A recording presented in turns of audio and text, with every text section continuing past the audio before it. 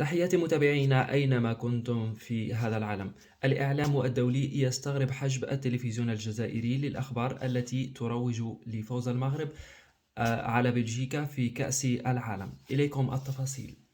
استغراب واسع في الصحافة العربية والدولية أثاره تعمد الصحف والقنوات التلفزيونية الجزائرية الرسمية حجب جميع الأخبار المتعلقة بمباراة يوم الأحد الماضي بين منتخب المغرب أسود الأطلس ونظيره البلجيكي في مونديال قطر، والتي حسمت بشكل باهر لصالح المغرب مقابل 0 لبلجيكا.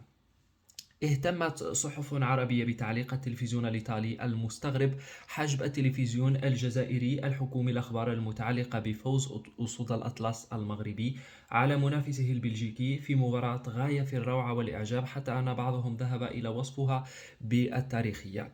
العجيب في الأمر أن الصحافة الرسمية الجزائرية استثنت مباراة المغرب بلجيكا في عرضها الشامل عن مونديال قطر. لقد قدم تلفزيون الجزائر الرسمي مباراة مونديال قطر التي جرت في نفس اليوم الذي واجه فيه منتخب المغرب نظيره البلجيكي دون أن يتحدث عن الأخيرة بأية كلمة. منابر إعلامية مغربية تداولت تغريدة ساخرة على موقع تويتر للإعلامي المعروف محمد وموسي. قال فيها: هل أنتم متأكدون أننا فزنا على بلجيكا؟ لأنه حسب التلفزيون الحكومي الجزائري المغرب لم يلعب أي مباراة أمس.